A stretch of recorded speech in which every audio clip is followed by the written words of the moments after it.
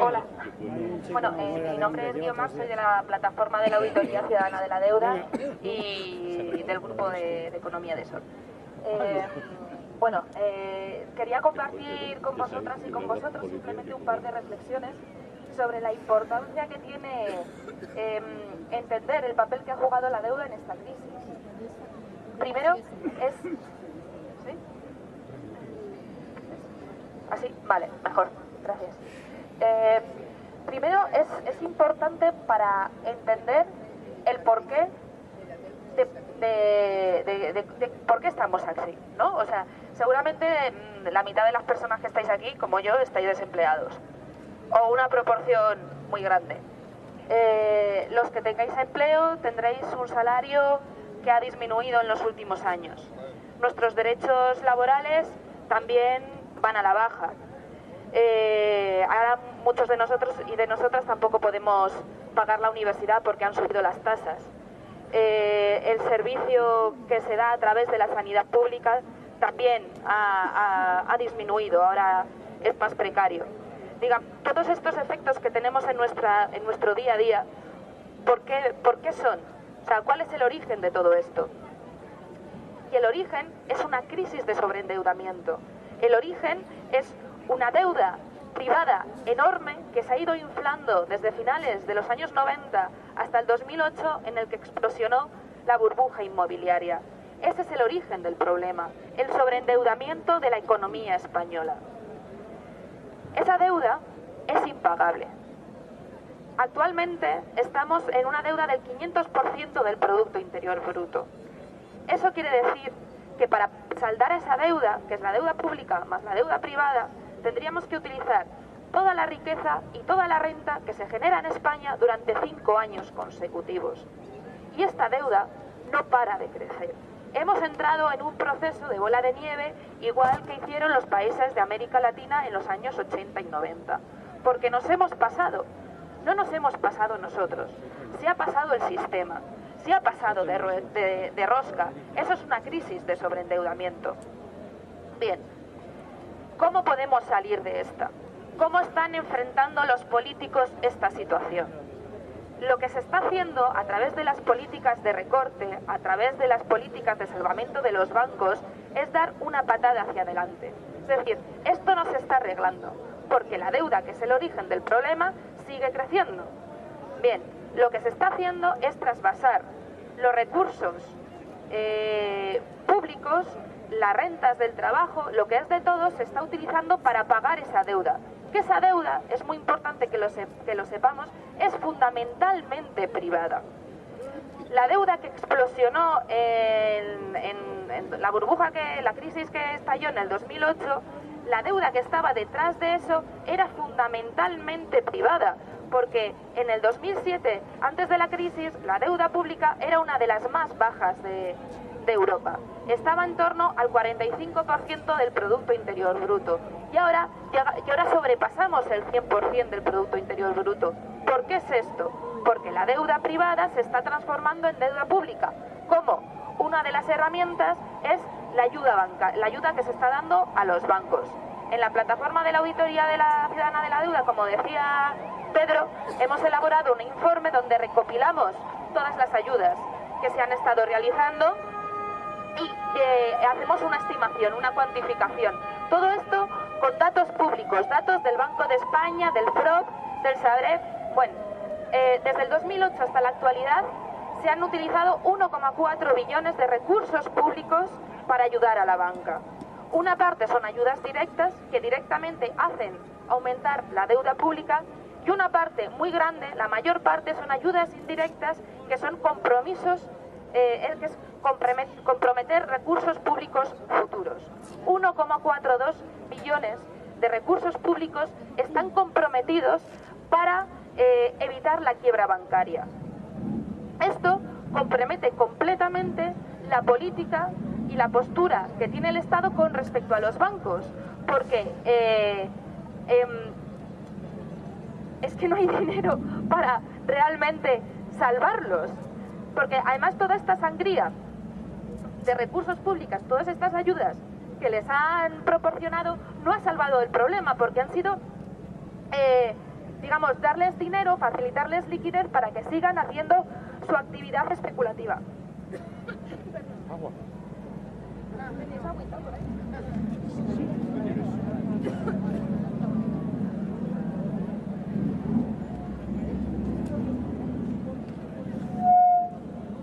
Perdón.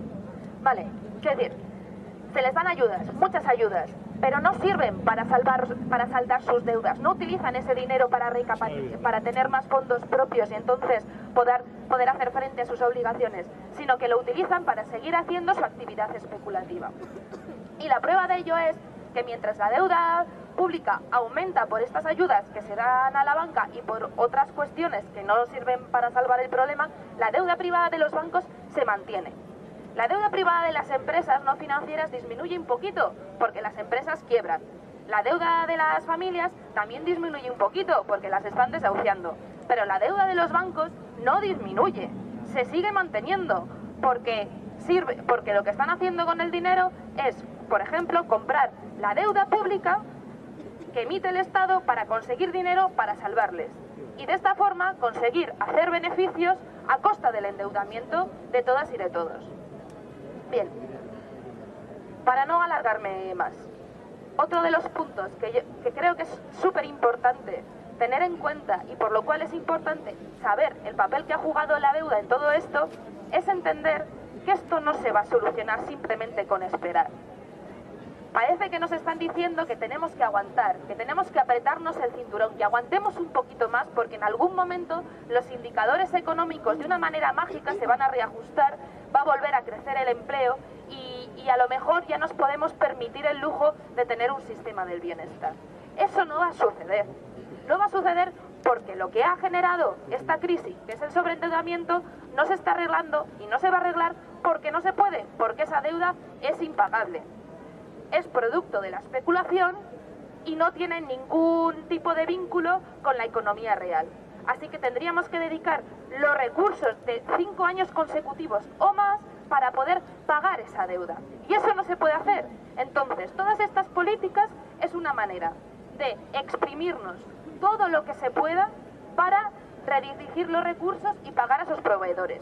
Cuando ya no puedan más, pasará la época de las quitas y entonces lo reconocerán y dirán, no se puede pagar. Pero, ¿quién va a asumir ese ajuste? O sea, ¿quién pagará los platos rotos? Y esto lo sabemos porque ya ha sucedido ya en la historia, porque es que ya ha pasado en América Latina exactamente igual.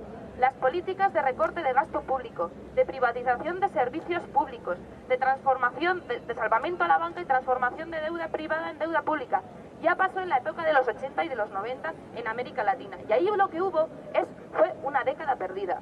Y las instituciones supranacionales, que fueron las que obligaron a aplicar todas estas películas, luego reconocieron que no habían servido para nada.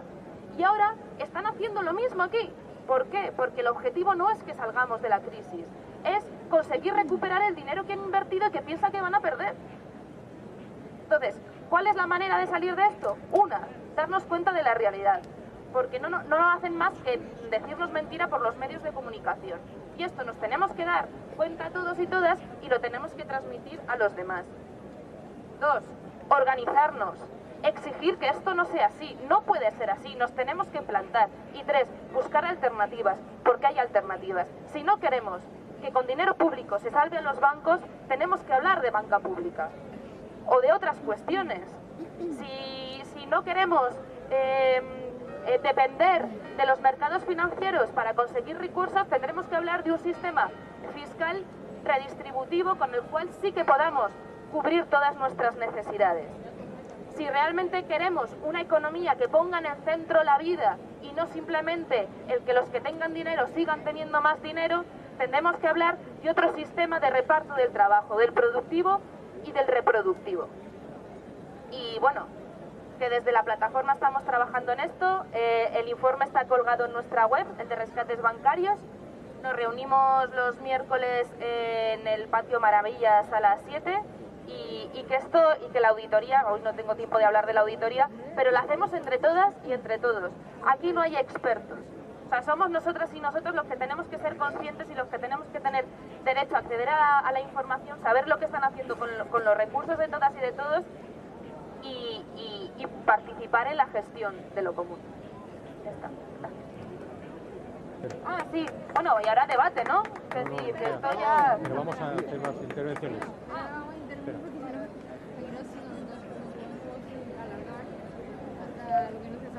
Bueno, los compañeros del grupo de economía nos vamos a hacer un par de intervenciones breves para completar las cosas que ha dicho la compañera Guiomar.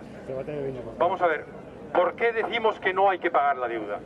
¿Qué pasa? ¿Que es que nos hemos vuelto unos ladrones que abusamos de quien nos prestó y ahora nos queremos escaquear? Pues no, la deuda en realidad es el interés fundamental de quien presta. Es el interés fundamental de quien presta. Es decir, los bancos viven y crecen en la medida en que prestan más cantidad.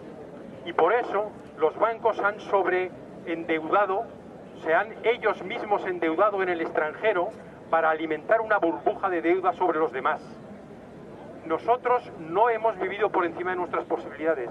Han forzado a la economía de una manera irresponsable, porque los bancos deben de tener unos fondos propios con los que responder ante las deudas que dan a la gente y a las empresas. Y eso normalmente venía siendo en torno a un 10%. Bien, pues eso lo han multiplicado por 2, por 3, por 4. Han prestado muchísimo más dinero del que tienen para respaldar y por tanto están quebrados. Los bancos, no las cajas solamente, los bancos estaban formalmente quebrados en la medida en que no pueden responder de la cantidad de dinero que han prestado con sus fondos propios. Esa es la burbuja de la deuda con la que ahora, una vez que estalla, pretenden hacer pagar a los pueblos, fundamentalmente, como aquí se ha dicho, transformando la deuda privada en pública. Vamos a ver cómo se puede explicar y por qué no queremos pagarla. ¿Cómo se puede explicar que el Banco Central Europeo, que pagamos todos los estados a cuota, esté dando a los bancos el dinero al 0,5% para que con la otra mano los bancos se los den a los estados al 4, al 5 o al 6? Es sencillamente un robo que no estamos dispuestos a aceptar. Y el problema no es solamente eso. Los bancos están vinculados a las agencias esas de calificación. Están interesados en que esa prima de riesgo crezca para los estados. ¿Por qué? Porque si cogen el dinero al 5% y en lugar de prestarlo al 4%, lo prestan al 5 o al 6% porque han provocado una situación de quiebra de las deudas públicas, pues más beneficio que se llevan. Nuestros gobiernos están vendidos a la banca y lo están por muchos caminos. Daros cuenta que la banca está necesitada de liquidez. ¿Y qué es lo que están haciendo, por ejemplo, en estos momentos? Están pactando que los depósitos de aquellos ciudadanos que tengan algún ahorro, ellos que tanto se vanaglorian de que esta es una sociedad de libre competencia, pues si resulta que los bancos necesitan dinero y yo tengo un dinero para poner, puedo buscar aquel banco más necesitado para que me dé más dinero. Pues en contra del tribunal y pasándose por encima del Tribunal de Defensa de la Competencia, el Banco de España ha impuesto a los bancos un tope y un mínimo para que no retribuyan el dinero de la gente. O sea que no solamente se benefician del dinero del Banco Central, europeo, sino que también exprimen el dinero nuestro. Pero exprimen el dinero nuestro hasta extremos en el que, por ejemplo, no sé si sabéis que hay un fondo de garantía de depósito con el que ellos dicen que en el caso de quiebra de una banca, los depositantes tendrán una garantía de por lo menos 100.000 euros. Bien, pues ese fondo de garantía de depósitos no tiene un duro. Ese dinero se ha utilizado para facilitar a los bancos el regalo de las cajas de ahorro. Daros cuenta que no tiene ni un duro. No solamente eso, sino que el fondo de garantía de depósitos está endeudado. No hay la menor garantía para los depósitos de la gente, ni en cajas ni en bancos. Y los bancos no dan crédito a la economía real, entre otras cosas porque tienen que atender sus propios créditos con la banca internacional. Y estos gobiernos vendidos son capaces de modificar la Constitución con alevosía un agosto para decir que lo primero que haya que pagar sean esas deudas públicas. Por eso quieren trasladar también la deuda privada a pública, porque de esa manera los bancos extranjeros se garantizan que será lo primero que cobren. Están intentando de esa manera que nosotros paguemos por encima de nuestros derechos laborales, por encima de los derechos conquistados mediante la sanidad o la enseñanza pública, esas deudas. Si ellos tienen garantía de que las deudas se van a cobrar, ¿por qué sigue creciendo la prima de riesgo? Si en realidad está garantizado que eso van a cobrarlo porque está metido en la Constitución por estos sinvergüenzas. Pues crece porque hay un proceso de especulación contra los países más débiles de las monedas, un proceso de especulación complicado de explicar, por el cual apuestan mediante figuras de garantía contra la caída de las deudas de esas monedas y de esos créditos, y con eso ganan incluso dinero. Quiero decir, por tanto, que tenemos razones sobradas, el propio Banco de España, contra lo que dice el Gobierno. Nosotros nos negamos a las políticas de ocultación. Están diciendo que se ha perdido 30.000 millones. No es verdad. El Banco de España, en su informe de agosto, reconoce que Bien, más despacio porque la lengua de signos... Reconoce que el impacto sobre la deuda pública de las ayudas a la banca han sido 64.262 millones de euros. Ese es el impacto. Pero ya estoy diciendo que hay 1,4 billones de euros comprometidos como garantía y como avales por parte del Estado a la banca y a las empresas y a las grandes empresas. Y eso, por tanto, significa riesgo para el propio Estado, que tiene que atender a esas deudas en el caso de que muy probablemente sean impagadas. ¿Y qué significa? Que si tiene más riesgo tendrá más prima de riesgo. Estamos pagando prima de riesgo a costa de un dinero que ellos no nos dicen, que es el dinero con el que se está avalando a la banca. ¿Y cuánto quisieran las pequeñas y medianas empresas tener avales de la banca para haber salido de sus situaciones de crisis? Y con ellos no se está haciendo eso. La banca nos gobierna y por tanto tendremos el derecho a decir: esta deuda no la pagamos porque es injusta y ilegal.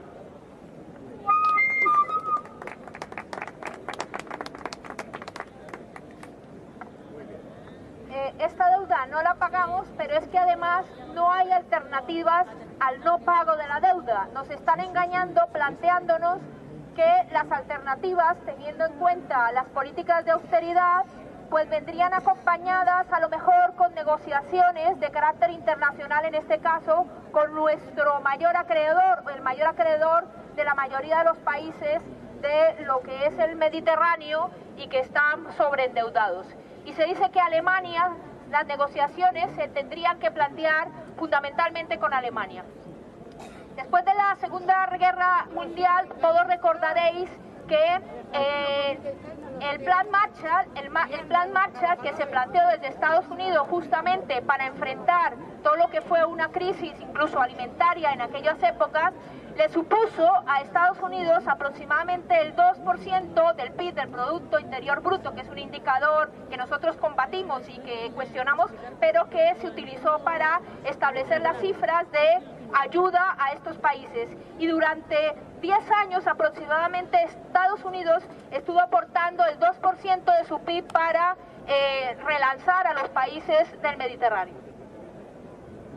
Bien, ahora, hace poco, días antes de las elecciones alemanas, un influyente comentarista de Estados Unidos le preguntó a la Merkel si estaba dispuesta a hacer un plan Merkel para Europa. Y en ese plan, en esa pregunta que le hizo, venía sobre la base de que posiblemente hay negociaciones ahora mismo, fundamentalmente con Grecia, con los políticos griegos, para que condonasen la deuda de Grecia. Y ese plan Merkel, que sería parte una condonación de la deuda y parte una serie de inversiones, pues se plantea como la gran panacea para algunos de los políticos, incluso los españoles, en materia presupuestaria. Bien, pues la Merkel, al igual que muchos de los políticos alemanes, es que no ven ni contemplan esa posibilidad. Y no la contemplan porque no sería solamente Grecia el país al cual tendrían que condonarle la deuda, sino que también tendrían que ser países aliados fundamentales suyos, como serían Portugal e Irlanda. Y ya, si en determinado momento se planteara que países que han, digamos, realizado políticas tremendas de austeridad como Portugal e Irlanda se vieran, digamos, en una discriminación con respecto a Grecia, que es un agujero sin fondo para Europa en materia del pago de la deuda, si hubiera la más mínima posibilidad de condonación a Grecia, también lo tendrían que hacer con Irlanda y con Portugal.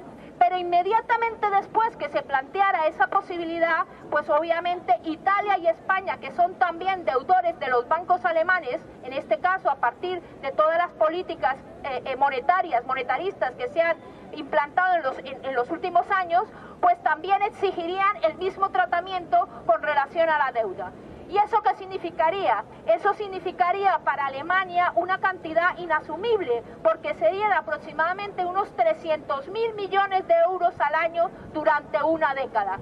Eso los alemanes no lo aceptarían, y desde luego en un país que tiene también en su propio seno una crisis ahora mismo de carácter industrial, porque todo lo que se nos cuenta es mentira en relación al crecimiento de Alemania, porque ahora mismo las perspectivas son de una gran competitividad con China y con otros países, pues significaría que la Merkel rápidamente perdería apoyo de la población alemana y seguramente caería su gobierno.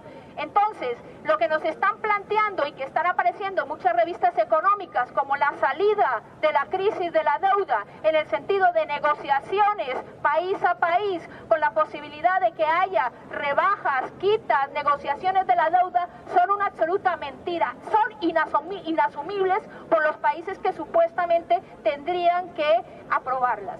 Así que no nos engañemos y sepamos que esta crisis de la deuda no tiene más solución que un cambio estructural en nuestro sistema. No lo podemos pagar, no existen alternativas más que el no pago de la deuda y unas políticas totalmente diferentes que las que se están llevando a cabo hasta ahora. Entre esas muchas de las que nos han planteado las compañeras, que tiene que ver con el reparto del trabajo, con una nueva visión en lo que tiene que ser la producción sostenible de toda nuestra industria, de todo nuestro comercio, de todo lo que hasta ahora hacemos, un reparto de tareas, un reparto de trabajos, un reparto de lo que son esos bienes comunes que tendremos que empezar a gestionar de manera absolutamente responsable y no como lo hemos hecho hasta ahora.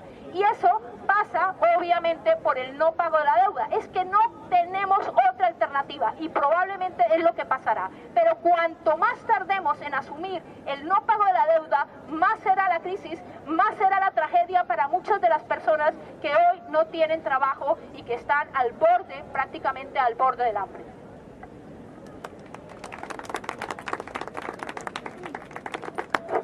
Hola, yo quiero contar unas cuantas cosas sencillas que a mí me ayudan a entender las cosas más complejas.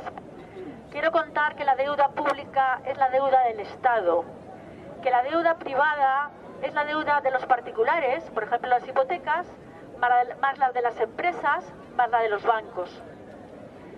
Que los avales, ¿os acordáis que Zapatero decía que no daba dinero a los bancos sino que daba avales? Cuando no se paga un aval, el que avala está obligado a pagar. Entonces los avales que dio Zapatero y que dan continuamente obligan al Estado. Pero llegó un momento con la crisis en que la banca alemana y la francesa fundamentalmente dudaron de que fuera pagable la deuda inmensa que tiene España, que se ha contraído por hipotecar, rehipotecar, o sea, crear sobre el mismo piso, por ejemplo, muchas hipotecas, con la misma garantía. Esa es una de las razones, entre otras muchas. Entonces, esa duda de que España pagara la deuda hace que la prima de riesgo suba. Entonces, como no hay suficiente garantía y hay que garantizar más, se modifica la Constitución para garantizar que lo prioritario es pagar la deuda. Lo prioritario es pagar la deuda a nivel constitucional, al nivel de compromiso más alto posible. Eso es la razón de modificar el artículo 135 y hacer que para este gobierno, para el que venga, pagar la deuda es lo prioritario, por encima de la sanidad, por encima de la educación, por encima del pago del paro. Cuando hablan de colocar deuda del Estado, están hablando de que están endeudándose. Estamos endeudándonos todos los españoles. No están haciendo una venta de tomates. Que parece, han colocado deuda al no sé qué %. Han endeudado un poco más para pagar, además, normalmente intereses. Hemos pagado ya tres veces la deuda que había en el año 2000. Se ha pagado 3 veces y, sin embargo, tenemos mucha más deuda. ¿Por qué tenemos mucha más deuda? Porque la deuda, que era una deuda de los particulares, de los bancos por haber dado excesivos créditos para construir todas esas construcciones muertas que nos están haciendo, que nos están pagando, todo esto está asumiendo. El Estado avala perfectamente a los bancos, sin embargo no avala a ningún trabajador que se queda sin trabajo y no puede pagar su casa. El gobierno está secuestrado por la deuda, está secuestrado por los bancos. El gobierno hace lo que mandan los bancos que dieron los créditos. La deuda que los trabajadores no hemos contraído no la debemos pagar. Ven para acá, si puedes.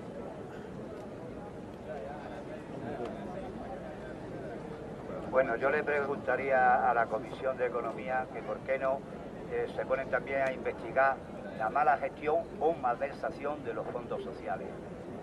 Que un sin techo le cuesta al ciudadano a precio de oro.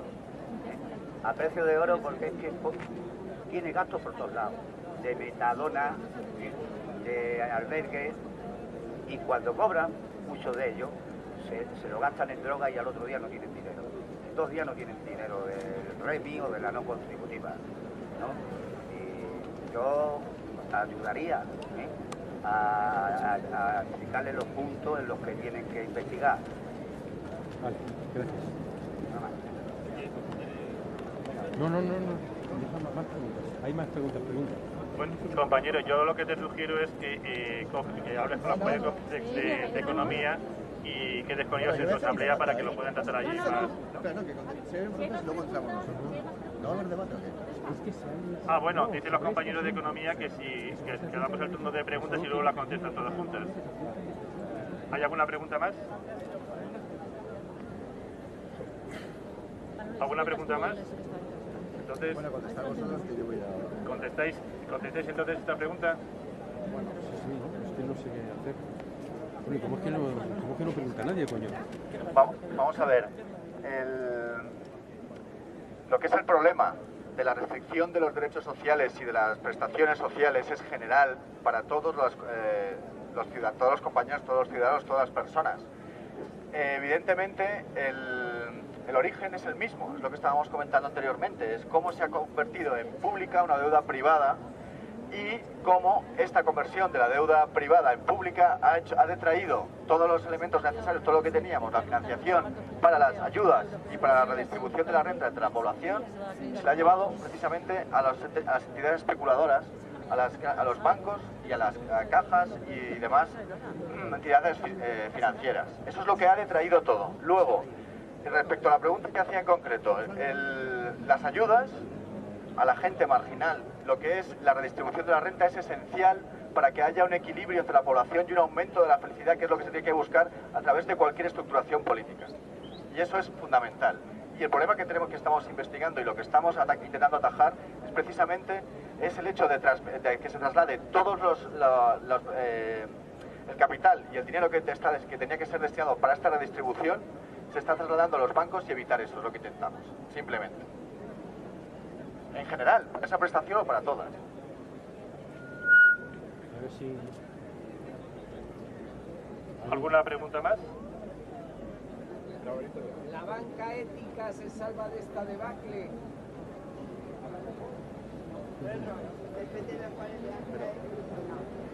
Es una difícil tautología, banca y ética. Nosotros creemos que lo que son las finanzas debieran ser consideradas un proceso tal y como es un bien común. Igual que el agua, que son bienes materiales, pues hay procesos como son la financiación.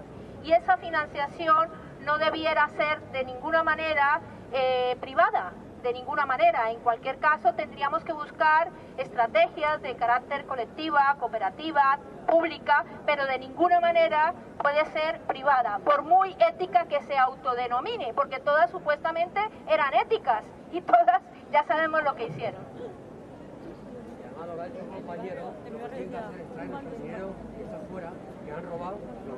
Compañeros, si queréis participar, está abierto el micro. Lo único que vamos a hacer con un poco de orden, ir levantando la mano, aparte de las preguntas, si alguien quiere participar y a complementar la información, pues tranquilamente puede hacerlo. Yo voy a dejar un poquito esto para coger un papel para tomar turno de palabra y ya seguimos. Vamos a ver. Yo quisiera poner de manifiesto una cuestión que es bastante importante para comprender la situación, y es la generación del dinero, cómo se crea el dinero. Hasta el Tratado de Maastricht, el dinero lo creaba el propio Estado. Cada uno de los estados era el que se encargaba de hacer más o menos dinero. A partir de entonces, quien crea el dinero son los banqueros. El que crea el dinero es el que decide dónde se invierte ese dinero. El Estado no es que tuviese, digamos, un control demasiado exhaustivo por parte de la población. Había una cosa que llamaban una democracia formal, que es lo que había aquí anteriormente, y lo que sigue habiendo, que es una no democracia material.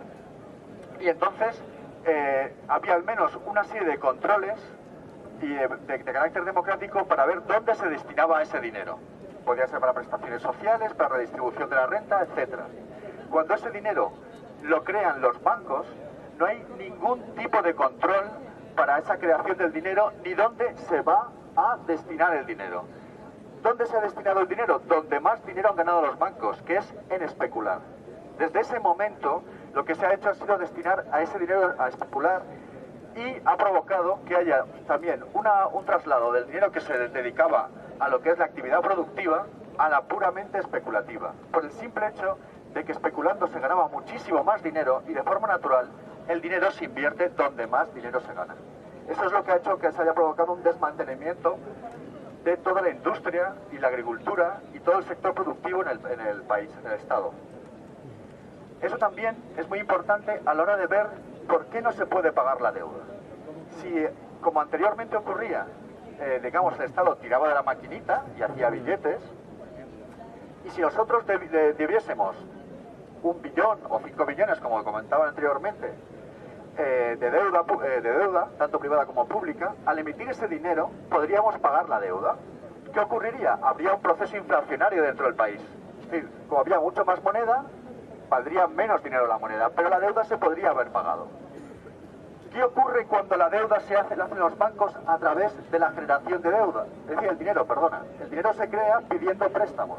Por lo tanto, debamos lo que debamos, si para pagarlo hay que pedir un préstamo, nunca se puede pagar esa deuda, porque generamos la misma deuda que había anteriormente para generar el dinero, más un porcentaje de intereses.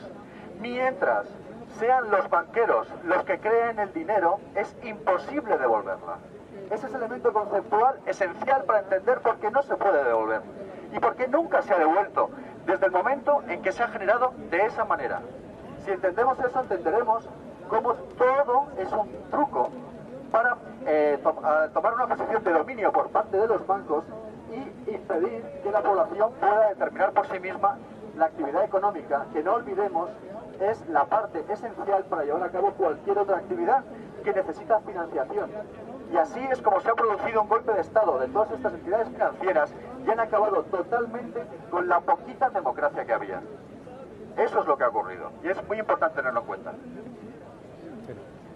Quiero explicar otra cosa.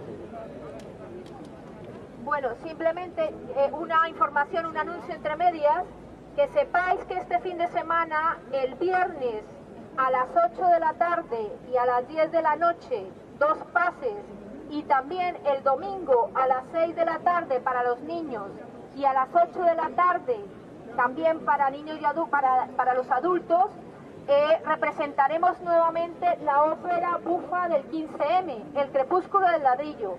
Igualmente será en Tabacalera, y que sepáis que la entrada es libre, que estáis todas muy invitadas que nos agradará muchísimo que participéis en lo que ha sido la elaboración de esta ópera, que lo podéis hacer sumándoos a los trabajos preparatorios, para lo cual nos reuniremos el jueves a las 7 de la tarde también en Tabacalera para el reparto de tareas.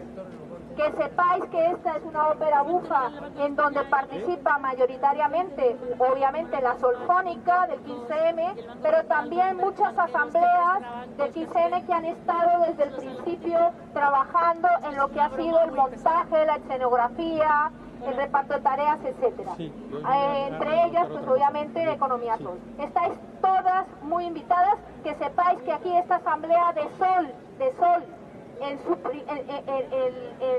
19 de mayo pasado consensuó también y apoyó esta ópera bufa, y que una vez más esperamos el apoyo, la asistencia y la participación. Este viernes, no olvidéis, este viernes a las 8 de la tarde, las entradas se entregarán anticipadamente a las 6 para que no haya que hacer cola. La vez pasada tuvimos mucha cola y esta vez lo queremos evitar. Así que estáis invitadas.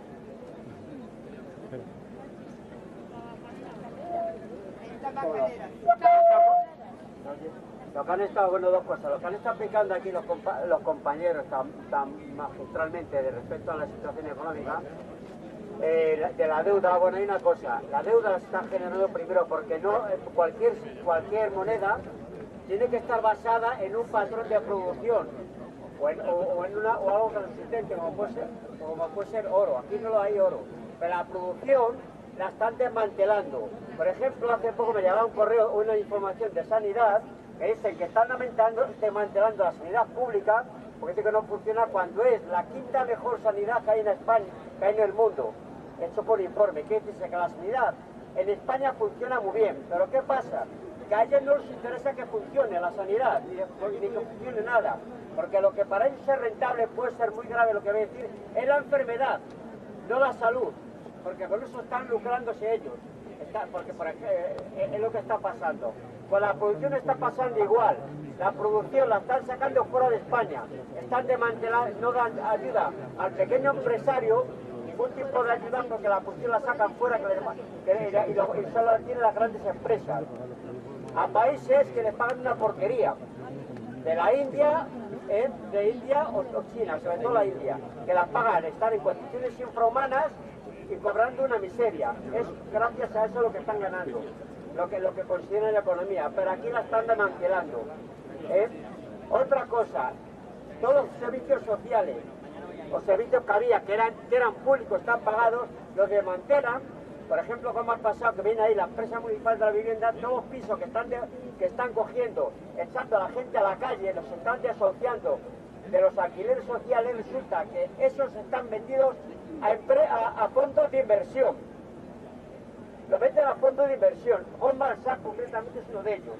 ¿Qué es lo que ocurre? Que para poder cubrir, como resulta que debe mucho dinero, para poder pagar eso, tienen que vender esos pisos. Deshacer esos pisos vendiéndolo para pagar esa deuda, y las familias que pagaban, que se lo habían ganado con un alquiler, van a la policía a la calle, van a la calle. Entonces, ¿quién dice que esta gente con el tema de la deuda están provocando pobreza que no sería necesaria y muerte? Porque hace poco, gracias a uno de esos desahucios, murió una persona a paro hace poco tiempo. ¿Quién dice que son encima estos finales unos criminales? Nada más.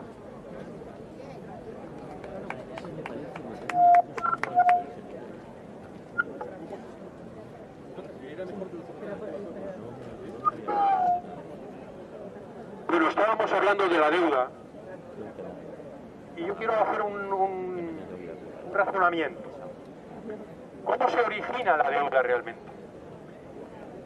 En este sistema capitalista que vivimos hay una contradicción, y es: los empresarios quieren tener cada vez una mayor tasa de ganancia, y para eso, aparte de otras cosas, fundamentalmente y desgraciadamente en este país de manera muy especial, se dedican a buscar bajar el precio de la mano de obra, que cada vez ganemos menos y de esa manera ellos ganarán más.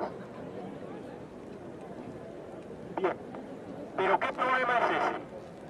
Ese problema significa que la gente no tiene dinero para comprar y la máquina del sistema necesita que la gente compre, que se produzca, que se cree constantemente una patada hacia arriba con la producción y con el consumo.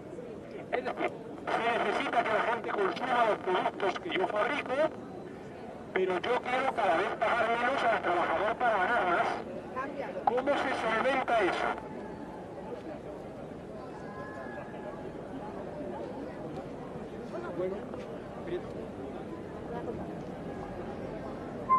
¿Cómo se solventa esa contradicción?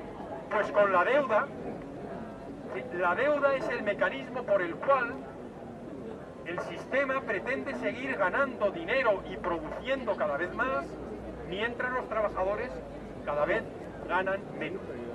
Por tanto, cada vez que pedimos un crédito a un banco, no nos estamos haciendo ningún favor, sino haciéndoles un favor a ellos. ¿Por qué Alemania ha prestado a España sabiendo que era una burbuja absolutamente loca que estallaría?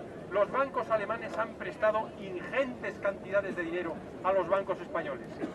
Entre otras cosas, porque se han encontrado con un enorme proceso de acumulación, gracias a que un sistema productivo avanzado tecnológicamente se encuentra de pronto con millones de ciudadanos de la Alemania del Este trabajando mucho más barato.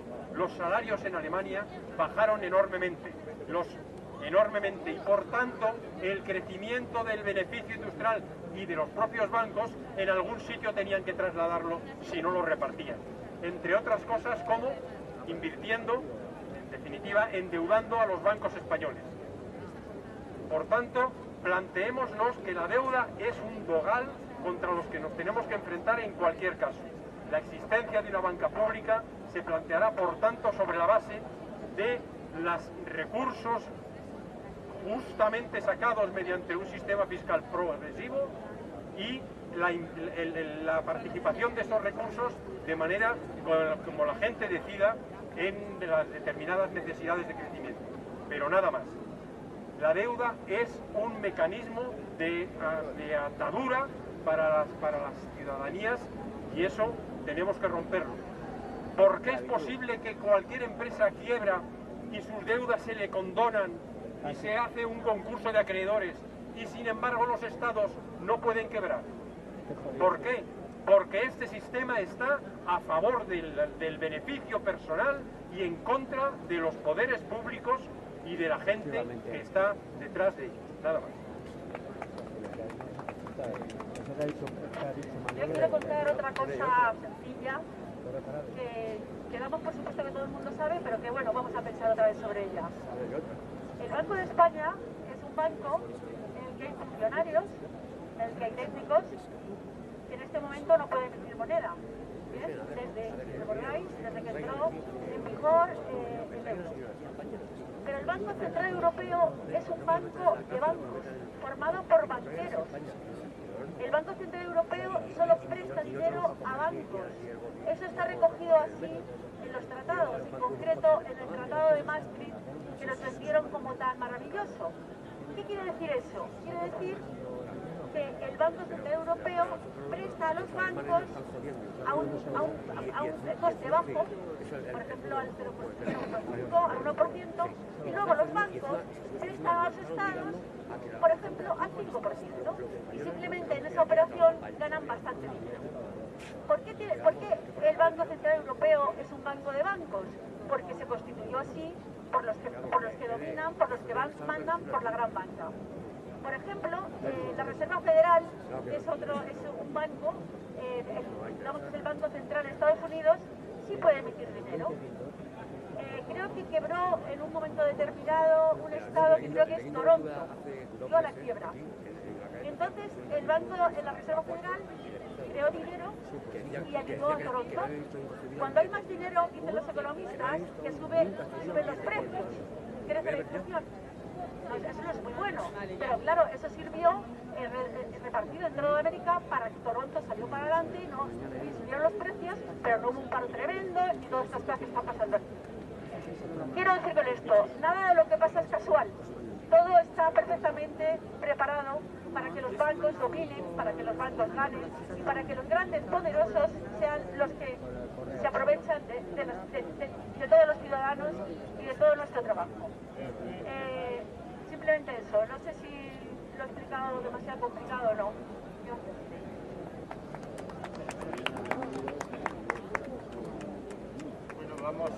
Vamos bien de tiempo, podemos dejar hasta y media por si alguien más, una o dos personas quieren participar, y luego pasaríamos a la propuesta.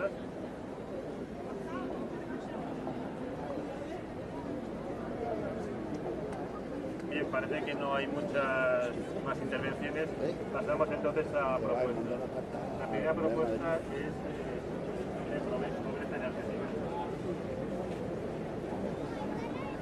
Hola, buenas noches. Yo pertenezco a la plataforma por un nuevo modelo energético. Vamos a recordar que el 17 de octubre es el día de la erradicación de la pobreza. Nosotros, que somos expertos en energía, nos vamos a centrar en la pobreza energética. Es un tema del que se habla poco. Es un tema muy grave, la gente está muy empobrecida, con un 26% de paro, con los salarios muy bajos, quienes todavía tienen trabajo, pues les cuesta mucho pagar los recibos de la luz y del gas. Se calcula que 2 millones de hogares en España, ahora que llega el invierno, no van a poder poner la calefacción, porque no la van a poder pagar. Entonces eso se une también a que las viviendas están muy mal acondicionadas y el resultado de todo esto son pues, muertes. Los cálculos son de entre 5.000 y 9.000 muertes al año por pobreza energética. Esta cifra de fallecimientos ya supera lo que son los accidentes de tráfico. El año pasado, Cáritas y Cruz Roja alertaron mucho sobre la situación, pues este año la situación es muchísimo peor, porque todos sabemos que la factura de la luz ha dado una gran subida y lo peor de todo es que no hay un debate público. Yo, si queréis, me gustaría que intervinierais para ver cómo lo vive cada uno. La pobreza energética, según nosotros la vemos, desde el nuevo modelo energético, no tendría por qué existir. La política energética ahora mismo está pues, muy subordinada a la importación de crudo, petróleo, gas, uranio, más del 80% de lo que, es decir, la energía que producimos está producida hasta más del 80% por energías fósiles. Nosotros, claro está, defendemos las energías renovables, la energía solar, la energía fotovoltaica principalmente, biomasa, eólica, geotérmica, hay muchas energías renovables, pero especialmente la energía fotovoltaica, porque hoy día es mucho más barata que comprarla en la red. Hoy día un panel fotovoltaico puede valer 100 euros simplemente y los paneles se puede dar el servicio eléctrico a una casa. Lo malo es que este gobierno se está sacando, pretende sacar, aparte de las subidas enormes de la luz, una contrarreforma energética que va a poner todo mucho más difícil todavía, porque va a haber que pagar los peajes, unas multas si no conectamos los paneles a la red, de forma que en la práctica va a ser inviable tener unos paneles. Hace unos meses hablábamos del derecho constitucional de cada uno de nosotros a producir nuestra propia energía, cosa que en la práctica pues no podemos, es imposible. Sabemos que hay unos grandísimos recortes a las renovables, que hay unas 50.000 bueno, pequeñas y medianas empresas que han invertido en estos paneles al borde de la ruina, al borde del desahucio y al borde de bueno, que pierden todo, lo que les pasa a todos. Bueno, pues desde el nuevo modelo energético queremos protestar, hemos puesto unos carteles, vamos a plantear una acción en toda España. Bueno, hay muchas acciones previstas, pero la que yo un poco os pido que conozcáis hoy es el 24 de febrero y el 24 de octubre, aquí en la Puerta del Sol, pues nos reuniremos para intentar visibilizar la pobreza energética. Nos tendremos arropados con mantas, con velas, y nos reuniremos pues para que se sepa por lo menos, porque es un problema del que no se habla casi nada. Es el 24 de octubre, en Madrid es aquí en la Puerta del Sol, a las 8:30 de la tarde, noche. Luego repartiré unos panfletillos para que a quien le interese pues lo pueda tener. Solamente eso, pediros si estáis de acuerdo pues, con esta acción. Habrá muchas más acciones, pues que la aprobéis.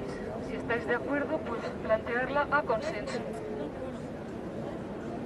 Iba a decir, porque es a quien no la apoya, que sería pero yo creo que levanta la mano, con lo cual el acta que figure que el asesor apoya esta norma.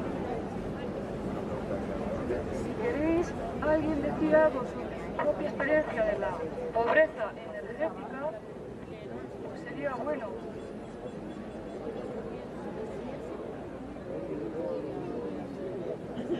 Yo no voy a hablar de un tema personal, pero sí una cosa que surgió el año pasado en Valencia. En los colegios los chavales no tenían calefacción. Eso es una forma de pobreza energética. En los colegios ahora se tienen que dar también comidas porque los niños no tienen para comer. Eso es otra forma de pobreza, pero ya la pobreza educativa energética ya la vimos el año pasado en los colegios y todo de Valencia, y sobre todo lo que vimos fue la reacción del gobierno valenciano ante estos hechos. El tema es muy largo, pero para terminar, deciros que el último tarifazo, es uno detrás de otro, lo que penaliza mucho es la potencia fija, la potencia contratada. Desincentiva el ahorro porque tienes que pagar por tu potencia contratada. Entonces nosotros aconsejamos revisar muy bien esa potencia contratada, porque en muchos casos es posible reducirla sin que salte el automático. Es simplemente una cuenta fácil, sumar lo que cada electrodoméstico gasta. Pues yo tengo, por ejemplo, 3.900, 3,9 kilovatios. Pues sumo la estufa 1.000 kilovatios, o sea, 1.000 vatios. El frigorífico 500. Y haces la cuenta, si tienes mucho más contratado de lo que usas, pues debes bajarte la potencia. Es un trámite muy sencillo, tiene el de la compañía que cambia el automático y te cobran solo unos 10 euros.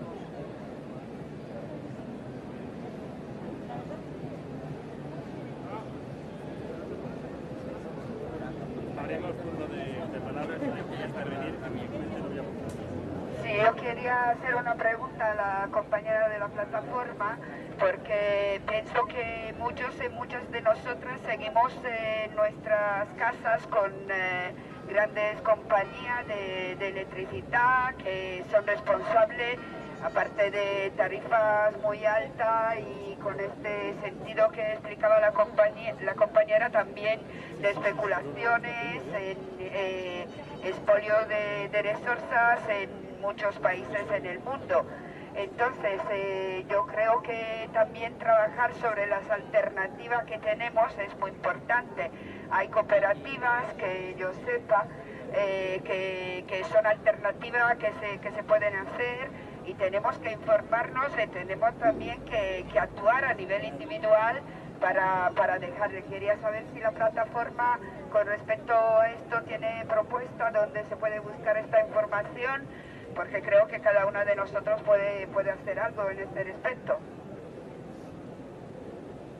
Efectivamente, nosotros estamos muy A ver, hay un oligopolio eléctrico que son pues muy pocas empresas, es Endesa, Fenosa, E.ON, son 5 o 6 que antes eran públicas, ahora son todas privadas, están en ellas, en los consejos de administración, ganando mucho dinero el expresidente Aznar, el expresidente González, cientos y cientos de cargos públicos, de forma que la política energética del país está totalmente unida a estos monopolios. Defendemos nosotros la salida del monopolio y la entrada en las cooperativas que son realmente verdes. O sea, la electricidad que venden estas cooperativas es de origen 100% renovable, cosa que es muy falso, por ejemplo, en el caso de Iberdrola, que lo vende como que es la empresa del oligopolio más renovable, es falso. Pero hay cooperativas que, bueno, te piden que seas cooperativista. Normalmente son unos 100 euros y luego el servicio es igual, perfecto, igual de bueno que el que tenemos ahora. No es más barato, es más o menos lo mismo, pero sabemos que estamos consumiendo energía limpia, que no estamos produciendo residuos nucleares y estamos potenciando las energías fósiles, que además se van a acabar. Entonces es el futuro inevitable. ¿Y dónde podemos Sí, hay una página web que se llama Yo Me Cambio, que incluye las principales cooperativas verdes, que la principal en Madrid. Suelen estar localizadas por regiones, pero la más importante que yo conozca es Somenergia, que es catalana, pero que está en Madrid, y si alguien se interesa, pues están muy asequibles. También deciros que la plataforma por un nuevo modelo energético se reúne todos los lunes en una asamblea abierta a todo el mundo en el barrio del Malasaña, es el bar La Bicicleta, a las 6 de la tarde. Estáis todos invitados, es una asamblea súper interesante donde se aprende mucho sobre energía, que es una de las claves de la supervivencia hoy día. ¿Qué calle? Es en la plaza de San Ildefonso, bar La Bicicleta, los lunes a las 6 de la tarde. Estáis invitados.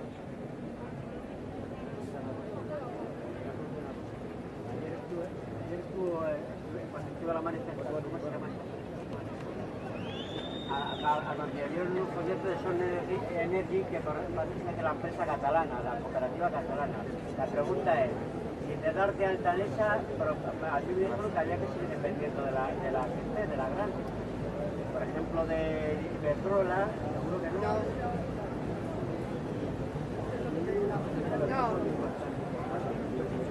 No, el hecho de contratar, de hacerse cooperativista y comprarle la energía ecológica a Somenergia o a Celcer, en las distintas regiones españolas hay diferentes cooperativas. Somenergia es la más grande, que ha pasado de Cataluña a Madrid.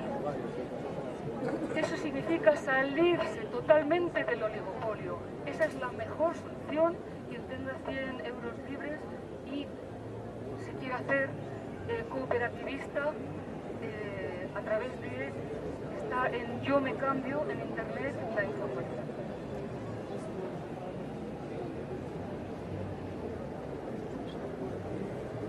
¿Algún comentario más? ¿Alguna propuesta? ¿Alguna pregunta sobre el tema? Yo quería hacer un comentario. Yo quería hacer un comentario sobre todo el tema energético, ¿no? Y contextualizarlo sobre lo que es el proceso general de privatizaciones que ha habido. Al principio, cuando digamos pasamos del Estado fascista a la democracia formal, el Estado decidía todas las cuestiones del ámbito energético, todas las cuestiones de transportes, todas las cuestiones de generación de dinero y, en general, toda la actividad económica que existía. La democracia se basaba en el control sobre ese Estado que controlaba todo el resto de cuestiones. El Estado lo que implica es una acumulación de poder determinada y institucionalizada. Con el tema de las privatizaciones se ha ido dando ese poder a distintas entidades privadas. Al darse a entidades privadas ha quedado fuera del control de la población. Pero la acumulación de poder sigue estando ahí y sigue manteniéndose. Uno de los ejemplos es en el tema de la energía, como estaba comentando la compañera. Y ahí lo que han hecho ha sido estafarnos de forma sistemática. Tenemos que tener en cuenta dos cosas. Primero, han aumentado de forma totalmente ficticia el precio de la luz, y luego nos han hecho una estafa que se llama lo que es la deuda que tenemos con las hidroeléctricas de 20.000 millones que dicen ellos que tenemos, y lo han hecho de esta manera. Las empresas hidroeléctricas han dividido sus empresas en dos partes, una que era la que produce y otra la que distribuye. Lo que han hecho ha sido generar dos mercados, uno de producción y otro de distribución. Digamos, por ejemplo, imaginemos que el vatio vale 30 euros. Producirlos 15 euros y distribuirlos otros 15 euros. Pues lo que han hecho ha sido, las empresas de producción, en vez de vendérselo a las de distribución, que son ellos mismos, cada empresa se lo ha vendido a sí misma. En vez de venderlo por 15 euros, lo ha vendido por 7. La empresa de distribución lo ha comprado por 7, con lo cual, en vez de comprarlo por 15, lo compra por 7, gana 8 euros más y lo ha revendido por el precio normal de mercado, con lo cual ha ganado esos 8 euros más a la hora de venderlo. Imaginemos que lo venden a 45, pues ha ganado, en vez de 15 euros, ha ganado 23 euros. ¿Vale? ¿Y qué ha pasado? La de distribución, que es la misma empresa, tiene un déficit tarifario de 8 euros. Eso lo han ido acumulando y es lo que dicen que les debemos nosotros. Esa es la estafa por la cual nos han dicho que debemos 20.000 millones de euros. Os recuerdo, todos lo que son los recortes en sanidad y en educación han sido 15.000 millones de euros. El proceso de privatización lo que está provocando es un robo masivo de las cúpulas dirigentes a la población. Y esto es un ejemplo más de lo que se está llevando a cabo en todos los sectores productivos que han sido privatizados.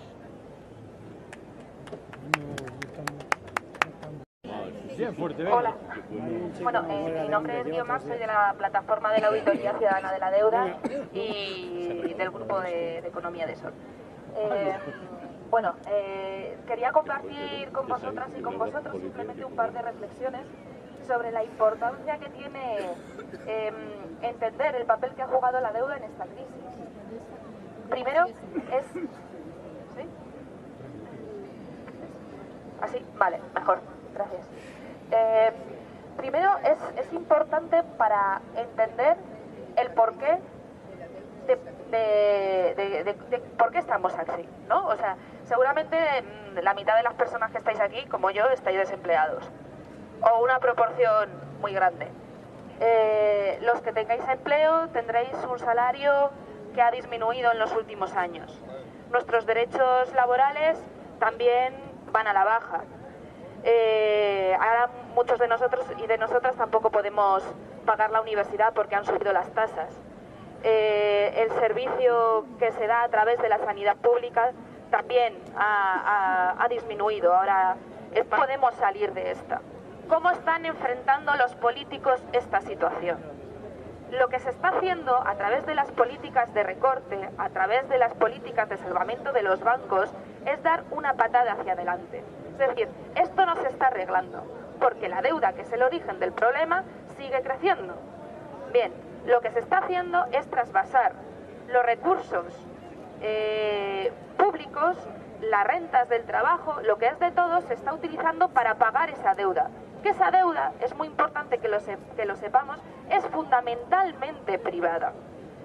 La deuda que explosionó en la burbuja, la crisis que estalló en el 2008, la deuda que estaba detrás de eso era fundamentalmente privada, porque en el 2007, antes de la crisis, la deuda pública era una de las más bajas de Europa. Estaba en torno al 45% del Producto Interior Bruto. Y ahora sobrepasamos el 100% del Producto Interior Bruto. ¿Por qué es esto? Porque la deuda privada se está transformando en deuda pública. ¿Cómo? Una de las herramientas es la ayuda que se está dando a los precarios.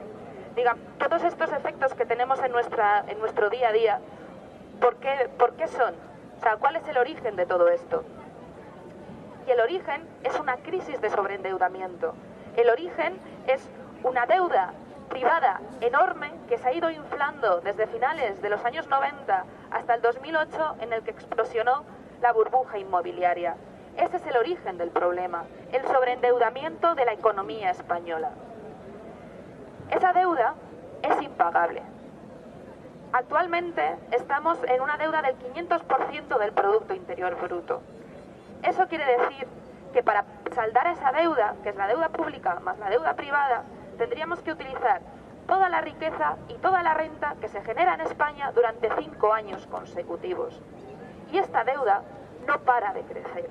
Hemos entrado en un proceso de bola de nieve, igual que hicieron los países de América Latina en los años 80 y 90. Porque nos hemos pasado. No nos hemos pasado nosotros. Se ha pasado el sistema. Se ha pasado de rosca. Eso es una crisis de sobreendeudamiento. Bien. Cómo han proporcionado no ha salvado el problema, porque han sido, digamos, darles dinero, facilitarles liquidez para que sigan haciendo su actividad especulativa. Agua.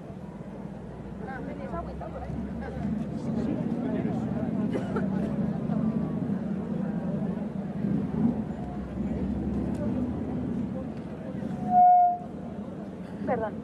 Vale, quiero decir, se les dan ayudas, muchas ayudas, pero no sirven para saldar sus deudas. No utilizan ese dinero para tener más fondos propios y entonces poder hacer frente a sus obligaciones, sino que lo utilizan para seguir haciendo su actividad especulativa.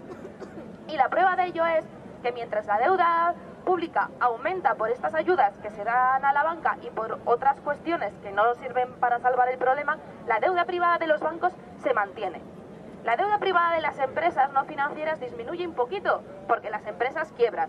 La deuda de las familias también disminuye un poquito, porque las están desahuciando. Pero la deuda de los bancos no disminuye, se sigue manteniendo, porque lo que están haciendo con el dinero es, por ejemplo, bancos. En la plataforma de la Auditoría de la Ciudadana de la Deuda, como decía Pedro, hemos elaborado un informe donde recopilamos todas las ayudas que se han estado realizando y hacemos una estimación, una cuantificación. Todo esto con datos públicos, datos del Banco de España, del FROB, del SADREF. Bueno, desde el 2008 hasta la actualidad se han utilizado 1,4 billones de recursos públicos para ayudar a la banca. Una parte son ayudas directas, que directamente hacen aumentar la deuda pública, y una parte muy grande, la mayor parte, son ayudas indirectas, que son compromisos, que es comprometer recursos públicos futuros. 1,42 billones de recursos públicos están comprometidos para evitar la quiebra bancaria. Esto compromete completamente la política y la postura que tiene el Estado con respecto a los bancos, porque es que no hay dinero para realmente salvarlos, porque además toda esta sangría de recursos públicos, todas estas ayudas que les